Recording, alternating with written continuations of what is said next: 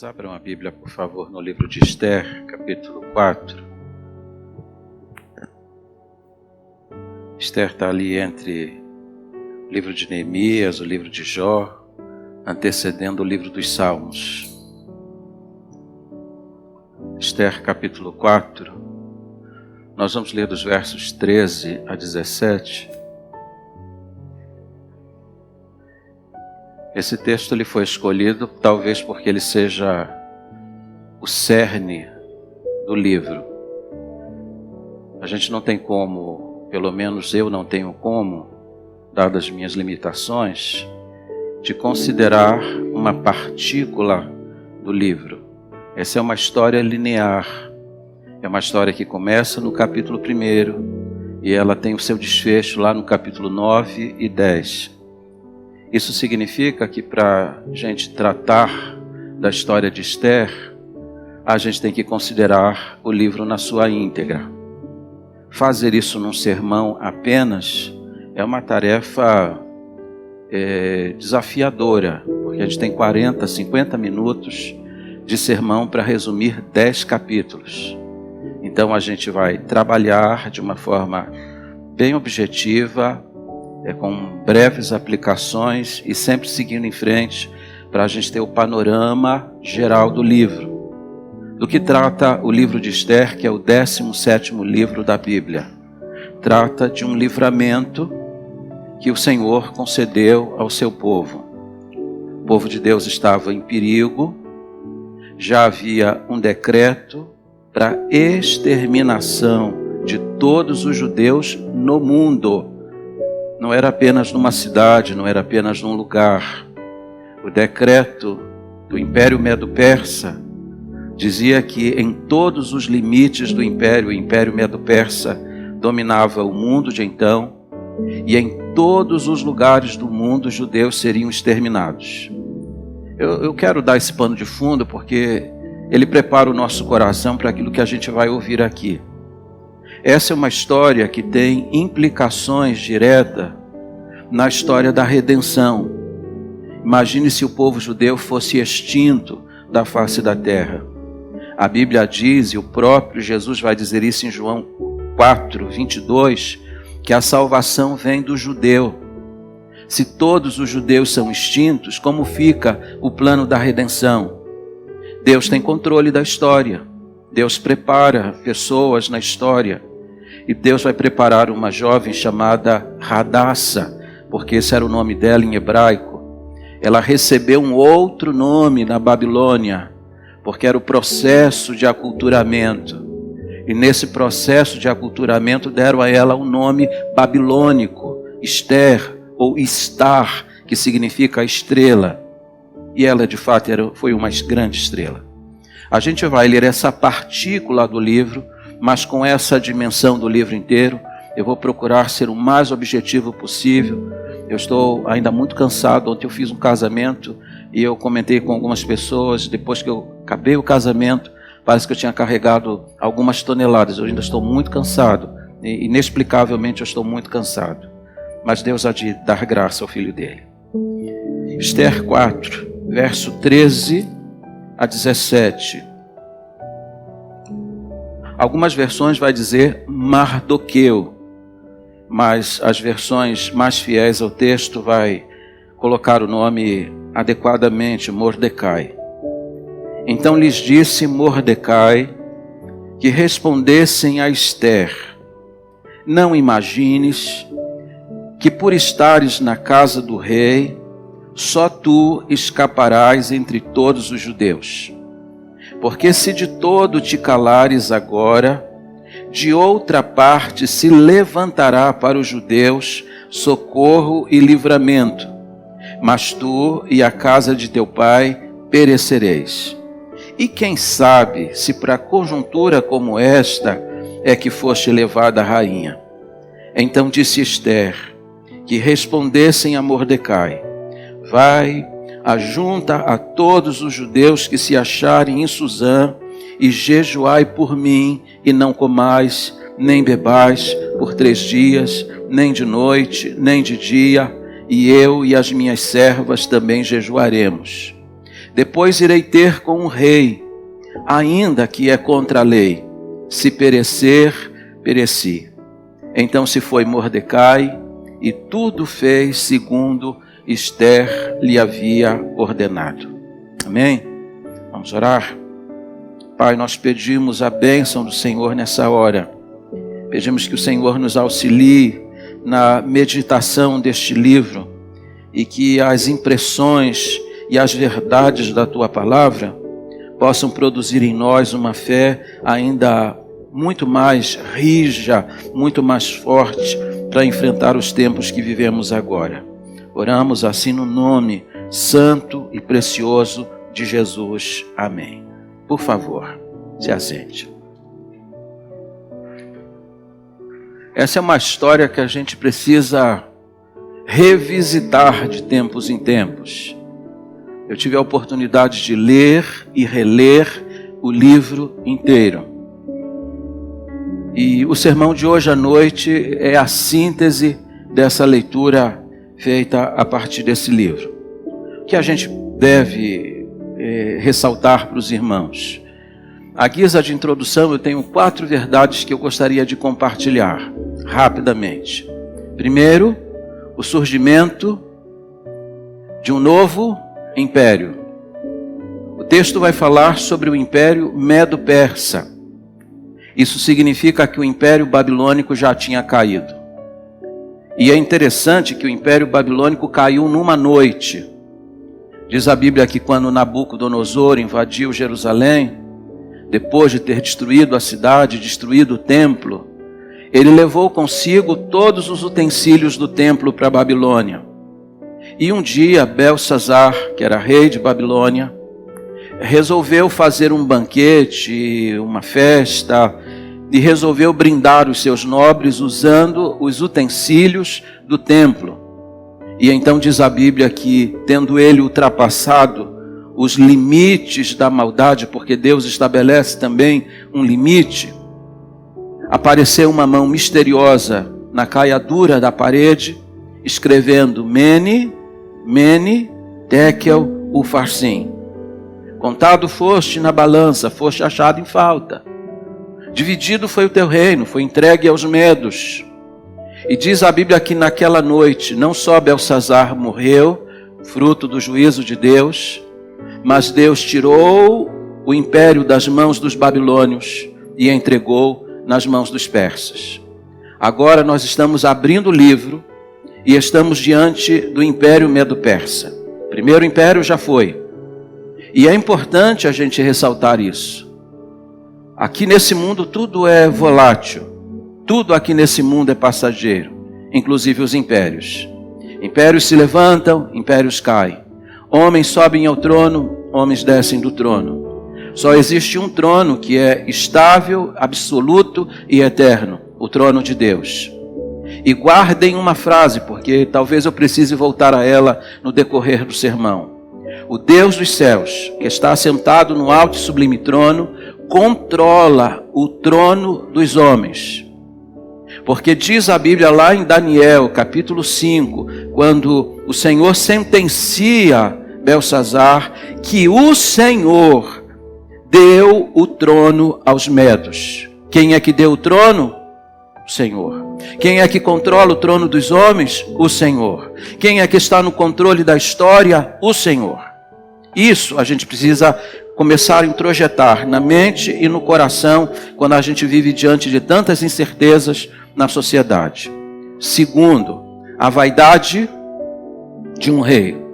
Ontem nós fomos a um casamento, eu celebrei um casamento, tivemos uma festa bonita que durou aí por volta de umas 5 horas, talvez um pouco mais, um pouco menos, não importa.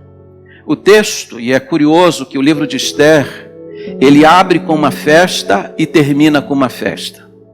É óbvio que a motivação de cada uma das festas foi bem distinta. Mas a primeira festa que abre esse livro é uma festa dada pelo rei Assuero, que na verdade historicamente não tinha esse nome. O nome dele historicamente era Xerxes I, mas por algum motivo quem escreveu o texto deu-lhe o nome de Assuero e ninguém sabe precisamente por quê. Assuero vai dar um banquete e vai dar uma festa para os nobres, para os príncipes. Sabe quanto tempo durou essa festa? 180 dias. 6 meses de festa, com tudo do bom e do melhor. Dinheiro público, né, irmãos? Com dinheiro público é fácil fazer uma festa assim. E ele mandou regar tudo com o que tinha de melhor para impressionar. E diz a Bíblia, e isso é importante que você note, para mostrar. Às vezes a gente faz as coisas, às vezes a gente compra as coisas para mostrar. Ele queria mostrar a sua grandeza, ele queria mostrar que ele era poderoso, então ele deu uma festa e não deu uma festa qualquer. Não satisfeito, depois de 180 dias, ele deu uma segunda festa que durou 7 dias, e essa festa foi para o povo em geral e também com tudo que tinha de melhor. Mas enfim, festa dada com dinheiro público. Terceiro, a recusa de uma rainha.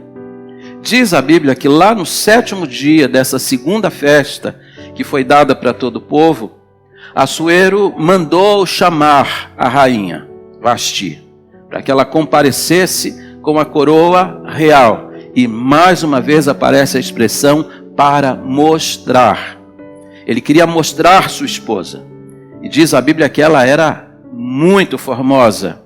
E ele queria mostrar a beleza dela para os povos, para os homens poderosos do mundo. Ele tinha necessidade de mostrar. A vaidade dele era tão grande que até a esposa foi colocada na vitrine. Mas diz a Bíblia que por algum motivo ela se recusou a comparecer. 2 hipóteses que sempre são levantadas. Aquelas pessoas já estavam embriagadas, ela não queria tomar parte. Segundo, porque a lei dos medos e persas impedia que mulher comparecesse em festa predominante de homens. Não sabemos o motivo, mas o fato é que ela recusou.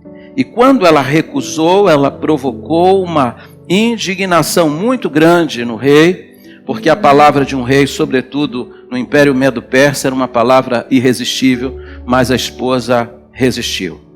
E tendo ela resistido, surgiu um conselho para que o rei procurasse uma nova rainha. E esse é o meu 4º ponto. Eu estou tentando ser um pouquinho mais acelerado.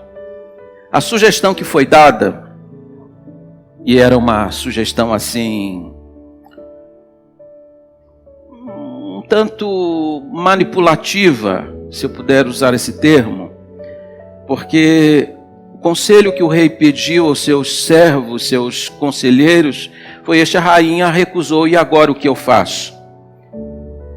Se você olhar para a história, Heródoto, que é um dos grandes historiadores do Império Medo-Persa, a rainha Vasti, historicamente, era uma mulher extremamente cruel e sensualista, e que tinha muitos inimigos na corte.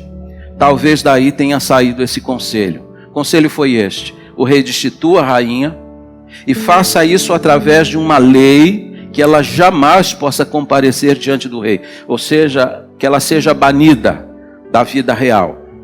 E o rei, então, mande buscar em todos os limites do seu reino uma jovem bonita, formosa, que possa ocupar o lugar de rainha. O texto diz que o rei Assuero, ele estava dominando em 127 províncias. Entendam as 127 províncias como 127 países, porque diz a Bíblia que o domínio se estendia desde a Índia até a Etiópia e passava até o continente africano por inteiro, a Egito, enfim, era um domínio absoluto no mundo. E buscar uma moça que pudesse atender aos reclamos do rei, às necessidades do império e que pudesse expressar beleza ocupando aquele cargo. Essa busca foi feita, e mais interessante que a moça que vai ser efetivamente escolhida estava ali mesmo, na cidadela de Suzã. Essa moça deveria ser escolhida, trazida, colocada no harém do rei, e durante 1 ano ela deveria ser tratada com óleos, especiarias, perfume e todo tipo de tratamento de beleza. Somente depois de um ano elas compareceriam diante do rei para que ele a escolhesse. Imagine você ficar um ano, só óleo, só especiaria, só perfume. Até eu ficava bonito, irmãos. E aí a moça foi preparada. É a hora de chegar, a hora de comparecer diante do rei para que ele efetivamente fizesse a sua escolha. E esse é o pano de fundo, e a partir daí a gente começa a trabalhar. O que eu quero pontuar para os irmãos, e é isso que eu quero que os irmãos levem para casa hoje cedo. Se você esquecer tudo que eu falei, não esqueça disso. Deus não trabalha de improviso. Amém? Deus se antecipa. Deus sabia que seu povo estava em perigo, que havia de alguma forma uma trama, se não na terra, já havia no mundo espiritual, para a destruição do seu povo. E Deus, ele começa a trabalhar. Muitas vezes eu não sou um xadrezista, né? É uma expressão difícil de pronunciar, mas eu sei que Deus, ele move as peças para onde ele quer. E muitas vezes a gente nem percebe que Deus está trabalhando, mas ele está trabalhando. E lá no final você percebe que tudo estava debaixo, efetivamente, das mãos do Senhor. Deus está preparando o cenário. A recusa da rainha, a sugestão de se escolher uma nova rainha. Parece que tudo isso é casuísmo, mas não existe acaso para Deus. Deus, ele trabalha. E Deus foi trabalhando paulatinamente para que o seu plano ele fosse alcançado. O que a gente precisa observar aqui? Algumas lições que eu separei. Primeiro, a beleza de Esther. A Bíblia diz que ela era bela e formosa. Tinha 2 atributos. E guarde isso também. Tudo que Deus nos dá com um propósito. A Bíblia diz que Deus deu a José do Egito um espírito excelente. A Bíblia diz que Deus deu a Daniel inteligência e conhecimento. A Bíblia diz que Deus deu a Davi um coração segundo o seu. Quando Deus dá alguma coisa, Deus dá porque ele tem algum propósito. Quando Deus deu beleza para Esther, ele deu a beleza com um propósito. Até a beleza que alguém tem, ela é dada de forma proposital. Deus não dá essa beleza para todo mundo.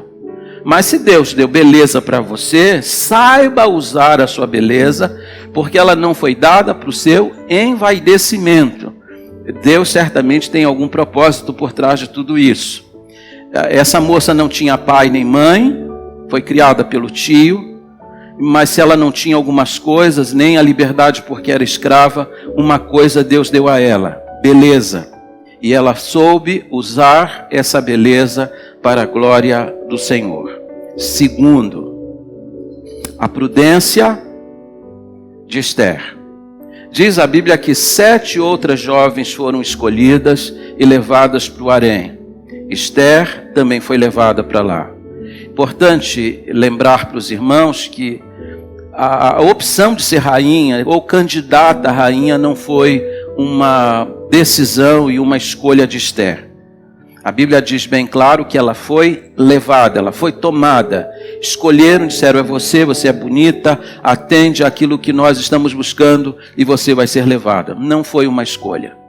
Mas quando ela foi levada, diz a Bíblia que seu tio, que havia criado Esther como pai, deu a ela uma ordem, não um conselho. O texto é muito claro. Ordenou Mordecai: não conte a ninguém sobre a sua linhagem, não diga a ninguém que você é judia, esconda ou omita esse fato. Às vezes a gente comete erros na vida porque nos falta uma coisa chamada moderação nos lábios. A gente quer contar tudo. Mas esse conselho ou essa ordem dada foi muito importante para o desenvolvimento da história do livro, para que o plano de Deus fosse alcançado. E ela vai para o harém, ela vai para a corte do rei e omite o fato de que ela é uma judia. E eu fiquei pensando sobre isso, porque Mordecai era como um pai para Esther, e ele deu uma ordem.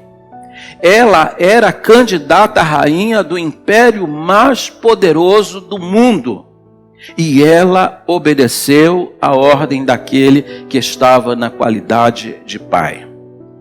A Bíblia diz assim: honra teu pai e tua mãe.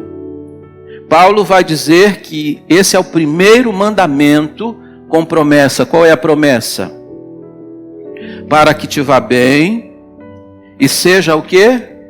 Longa a tua vida sobre a terra.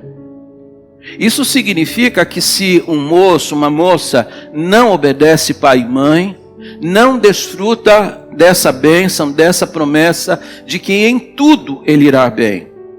Esther não ouviu um conselho, ela ouviu uma ordem, e ela obedeceu essa ordem, e parece que a bênção do Senhor se derramou sobre a vida dela. É uma consequência direta a uma obediência a um mandamento. E é sempre importante que eu pontue isso para os irmãos.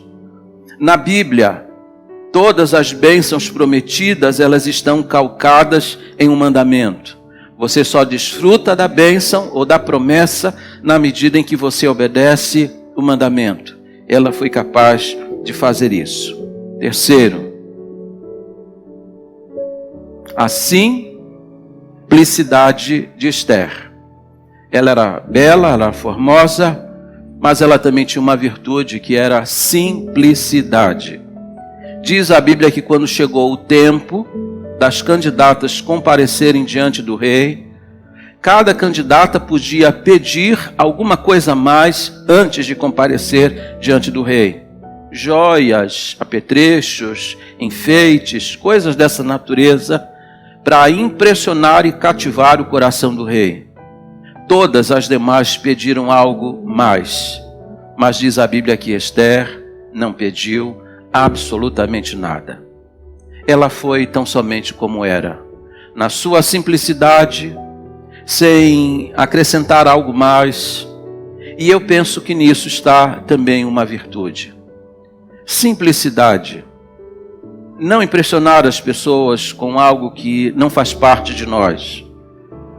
O apóstolo Pedro, quando ele trata da beleza de uma mulher, ele disse que a beleza dela não deve depender de frisados, nem de joias, nem de adereços, mas deve vir de uma beleza do seu homem interior, porque homem interior no Novo Testamento é uma expressão que se aplica a homem e mulher, ou seja, aquilo que está no seu íntimo. Você deve depender, sobretudo, daquilo que Deus tem colocado no seu interior. E a Bíblia diz que através de um espírito manso, de um trajo humilde e simples, a mulher exalta o Senhor. E é isso que vemos na vida de Esther. Quarto lugar, a lealdade de Esther. Eu estou passando por esses pontos, mas vocês vão ver que o clímax da história já vai chegar.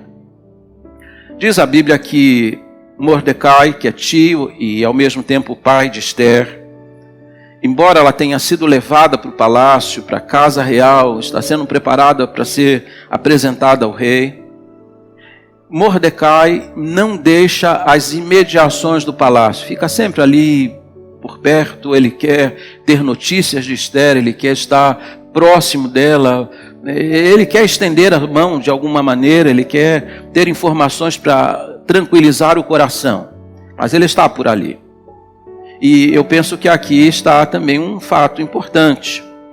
Às vezes tem pessoas que imaginam, o filho crescido, a gente não já é adulto, já pode cuidar de si mesmo, já seguiu sua vida, eu não preciso mais me preocupar.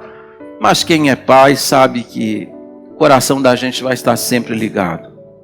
Filho pode crescer, filho pode casar, mas a gente continua sendo pai e a gente precisa sempre manter uma certa proximidade, porque os filhos sempre precisam de nós em algum momento. E ele está ali por perto. Mas estando ali por perto, ele ouviu alguma coisa à porta do palácio. Havia 2 guardas tramando a morte do rei. Ele ouviu isso. Mandou dizer para Esther, que por conseguinte também disse ao rei. Essa informação é importante no livro. Vocês vão ver lá na frente. Mordecai era escravo. Esther também era escrava, porque eram exilados do Império Babilônico, que agora se tornara Império Medo-Persa. Mas ainda assim mostraram lealdade ao soberano daquela nação. Contaram para ele sobre o plano que havia para destruir a sua vida. Lealdade é uma marca de uma pessoa grande. Esther era grande. 5º lugar, a convocação de quem? De Esther. Capítulo 3 vai abrir com o rei Assuero honrando um dos seus assessores mais diretos, chamado Amã.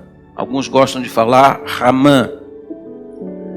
Amã era uma espécie de primeiro-ministro na Pérsia.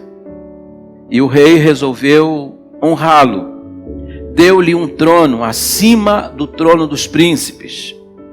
E ordenou que todos no império, quando Amã passasse, se curvassem diante dele, dando-lhe reverência. E diz a Bíblia que por onde ele passava as pessoas se curvavam, porque esta era a ordem do rei. Mas havia um homem que se recusou a cumprir esta ordem. Qual era o nome dele? Mordecai. Por que ele não se curvava? Porque ele havia aprendido na sua religião e na sua terra que um homem só se curva diante de quem? De Deus.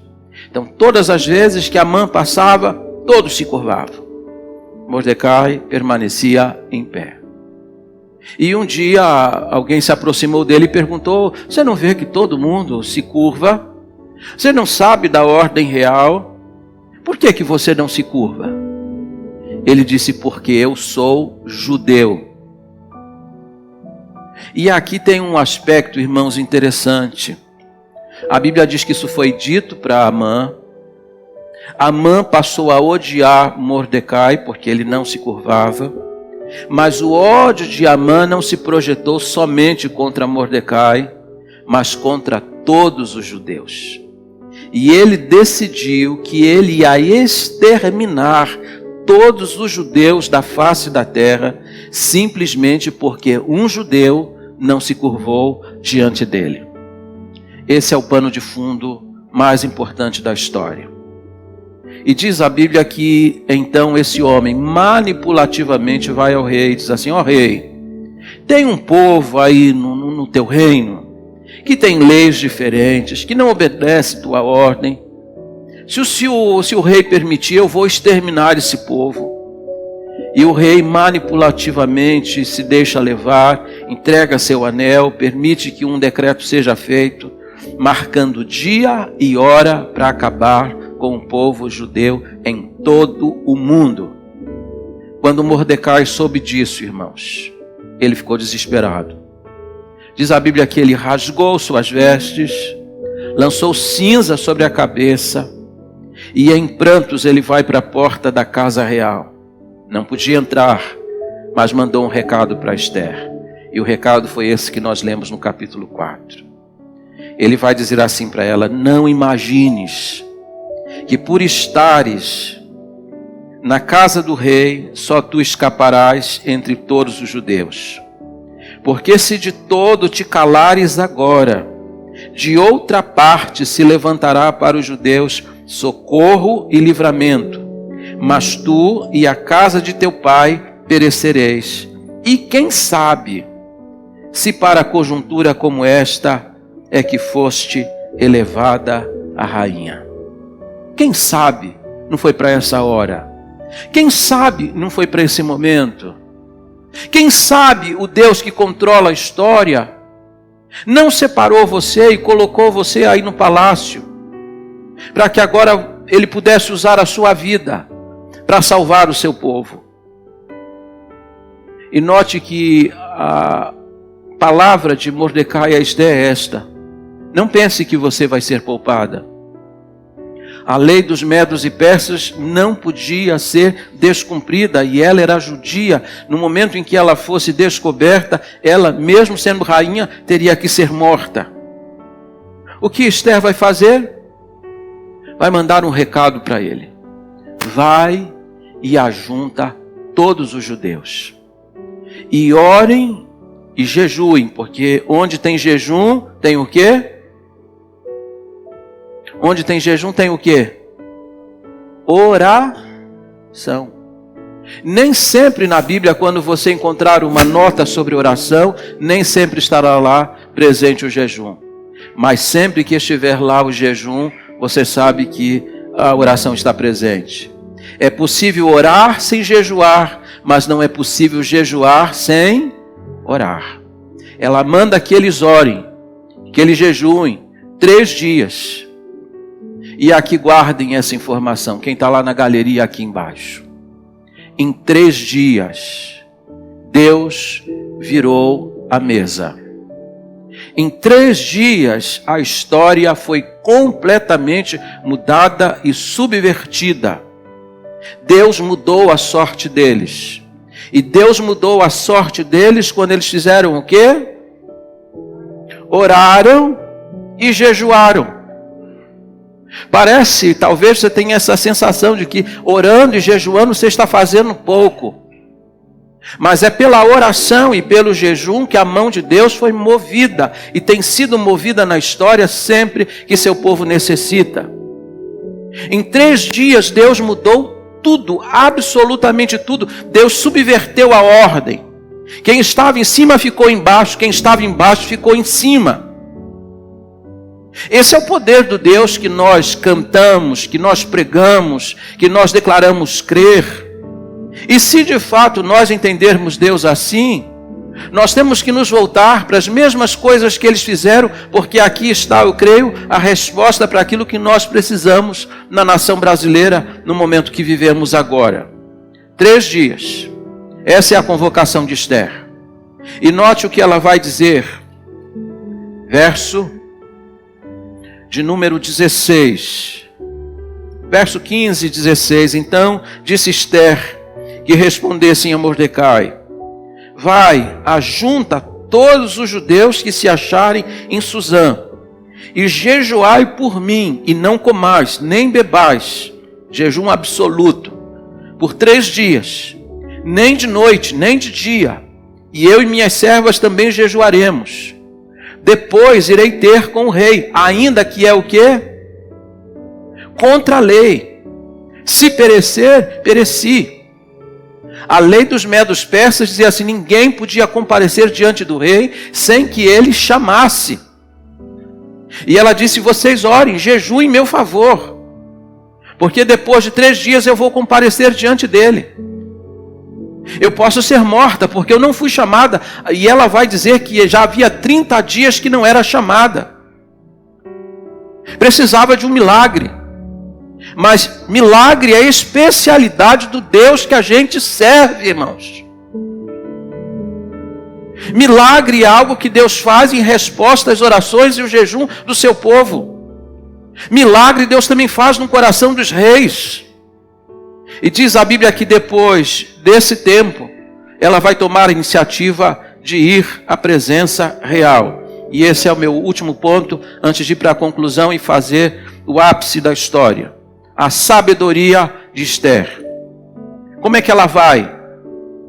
Ela vai vestir trajo real, ela vai cuidar da sua aparência, ela vai se apresentar bonita, e ela vai ficar lá no pátio. E quando o rei a vê, estende o cetro. A sua vida não está mais em risco. Ela pode chegar à presença do rei. O rei vai perguntar: o que tens? O que me pedes? Veja a sabedoria, irmãos. E aqui guarde uma frase. Se você quiser, anote. Quem ora, recebe orientação. Talvez você não saiba o que fazer e como fazer, mas quem ora, recebe orientação. ela poderia dizer assim: eu vim aqui para pedir em favor dos judeus. O que ela diz? Eu quero convidar o rei, vou fazer um banquete, queria convidar o rei, e queria que o rei comparecesse a esse banquete acompanhado de Amã, o inimigo do seu povo, o que está tramando a morte do seu povo. Quero que o rei compareça com ele. O rei prontamente atende, manda que Amã compareça. As finas iguarias sobre a mesa, ela mandou preparar um banquete. No banquete o rei pergunta: o que me pedes? Ela disse: eu vou pedir uma coisa a mais. Amanhã vou fazer um outro banquete e eu quero que o rei compareça acompanhado de Amã. Pacientemente, prudentemente, ela está preparando o cenário, porque certamente Deus orientou desse modo. Primeiro banquete realizado, Amã sai dali contente, vai para casa, conta para a família que depois do rei ele foi o único que foi lembrado para aquele momento com a rainha. Mas diz a Bíblia que no caminho para casa ele encontrou o Mordecai de novo. No caminho todos se curvaram diante dele. Um único homem não se curvou, que foi Mordecai. Aí ele chega em casa, conta isso para a esposa, e a esposa diz: mas só tem um jeito. Manda fazer uma forca, 50 côvados de altura, e pendura nela esse judeu Mordecai. Amanhã de manhã, quando você for à presença do rei, pede a ele para matar o Mordecai. Pede a ele para que Mordecai seja enforcado. E aqui, olha para mim, por favor. Capítulo 8, versículo 1 começa assim: naquela mesma noite. Vocês podem repetir essa expressão comigo, porque eu achei ela preciosíssima. Naquela mesma noite. Deus é assim, irmãos. Trabalha quando quer. Aliás, Isaías 64:4 diz que o nosso Deus, ele trabalha para aqueles que nele esperam. Deus trabalha no turno da noite. Você dorme, você descansa, mas Deus está o quê? Trabalhando. Você dormiu essa noite, mas Deus estava trabalhando, porque Deus trabalha em favor daqueles que por ele esperam. Naquela mesma noite, diz a Bíblia que o rei não conseguia dormir. Você já teve noites assim que você parecia um galeto, virando de um lado para o outro? Algumas vezes eu já virei galeto, né? O rei não conseguia dormir. Levantou, disse assim: me traga um livro. O livro das crônicas da Pérsia. Talvez ele quisesse ler sobre as suas façanhas. Onde que o livro foi aberto? Irmãos, na história não existe casualidade. Deus, ele rege a história. Os lemes da história estão nas mãos do Todo-Poderoso. Ele guia a história para onde ele quer. Onde que o livro é aberto? Numa história. Na história de um judeu chamado Mordecai, que tendo ouvido sobre uma trama contra a vida do rei, contou e fez a história chegar aos ouvidos do rei, e o rei então pôde ter a sua vida preservada. Quando o rei ouviu sobre isso, ele disse assim: o que nós demos em homenagem a este Mordecai? Seus servos disseram: ele não recebeu nenhuma homenagem por causa disso. Às vezes a gente faz coisas boas na vida e parece que ninguém vê. Você faz coisas maravilhosas e ninguém recompensa. Mordecai fez coisas boas, mas a recompensa dele veio muito tempo depois. Sabe o que isso ensina? Deus tem a hora certa para abençoar você. Deus tem a hora certa para que você receba determinadas bênçãos. E agora era chegado o tempo. E o rei ficou pensando sobre isso, como que ele poderia honrar o judeu Mordecai. E aí pela manhã chega Amã. E o rei, antes que ele peça a morte do Mordecai, pendurado na forca que ele mandara levantar, o rei pergunta para Amã: Amã, o que nós deveríamos fazer para um homem que deva ser honrado, que deva receber uma homenagem, Amã imagina que o rei está falando dele próprio. O que ele pede?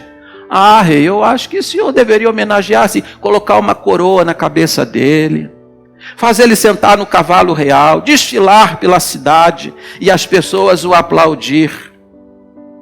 O rei disse assim: então faça isso pelo judeu Mordecai.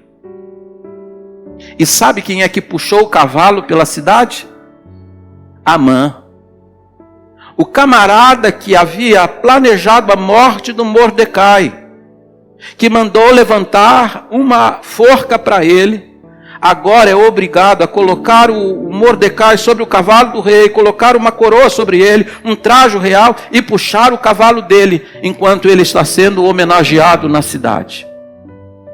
Deus havia subvertido a ordem completamente, mas guardem a expressão, naquela mesma noite, Deus estava trabalhando.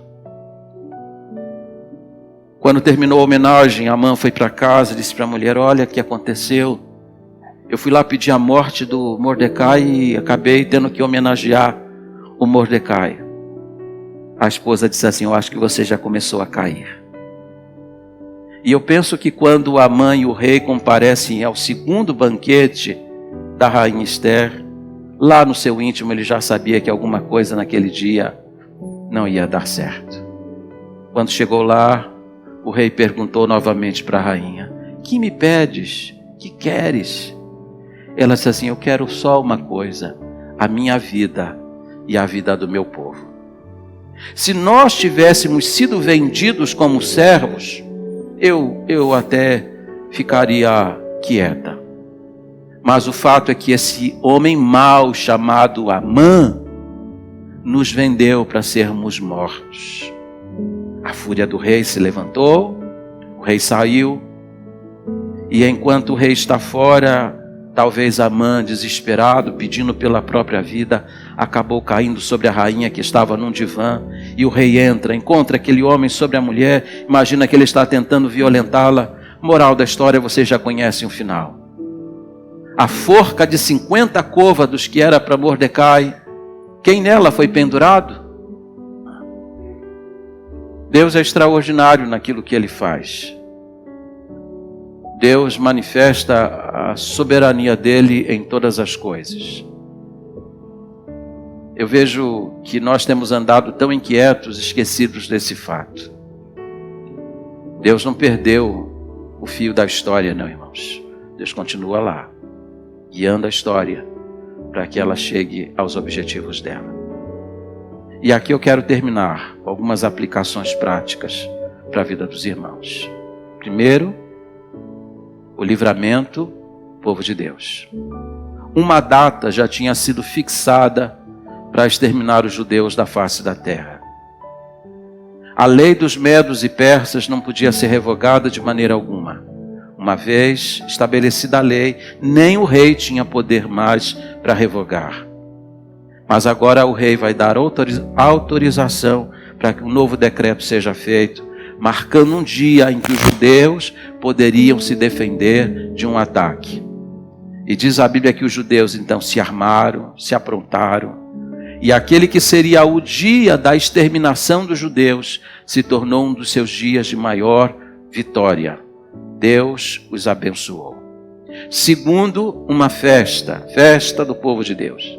O livro abriu com uma festa, termina com outra festa. O dia que era o dia para ser o dia do luto, da tristeza, da morte, enfim, da destruição, se tornou um dia de festa para os judeus. Aliás, uma festa que eles celebram até os dias de hoje, é chamada festa de Purim. E quando eles celebram, nos dias de hoje, a festa de Purim, eles celebram a festa lendo o livro de Esther, agradecendo a Deus por ter levantado essa jovem. Deus levantou uma moça, e essa moça foi um instrumento que Deus usou para preservar o seu povo. Deus tem controle da história, inclusive nas suas escolhas. Ele escolheu essa moça para esse fim. E por último, os inimigos do povo de Deus. E aqui eu não estou me referindo aos inimigos humanos nem espirituais, mas coisas que muitas vezes conspiram contra a nossa estabilidade. 3 perigos e 3 grandes inimigos contra os quais a gente deve estar prevenidos. O primeiro inimigo, a vaidade. O livro abre com uma festa porque há um rei querendo mostrar grandeza. Ele faz uma segunda festa, manda chamar a esposa porque ele quer mostrar beleza dela. A vaidade é um perigo muito grande contra a nossa vida. Lembre-se da simplicidade de Esther. A simplicidade, a humildade é uma virtude dos grandes. Mas muitas vezes a gente se deixa levar pela vaidade. E a vaidade sempre vai conspirar contra a estabilidade da nossa vida. A Bíblia diz que a ruína, a destruição de alguém é precedida sempre pelo orgulho. Provérbios 6, versos 16 a 19, diz que existem 6 coisas que Deus detesta, e a 7ª a alma dele abomina. A primeira coisa que Deus detesta, diz Provérbios 6,16, olhos altivos, gente orgulhosa. Então tenhamos cuidado com isso. Se fizemos alguma coisa, se somos alguma coisa, tributemos a glória tão somente a Deus, porque dele procede tudo. Segundo, ressentimento. Amã ficou ressentido, cheio de ódio, de ira por causa de um judeu. E por causa de um judeu, ele quis destruir a todos. Ressentimento é uma coisa, irmãos, altamente destrutiva. Mas note, ele nutriu ressentimento de alguém, mas no final, o único que foi destruído foi quem? Ele próprio. Quem foi pendurado na forca? Amã.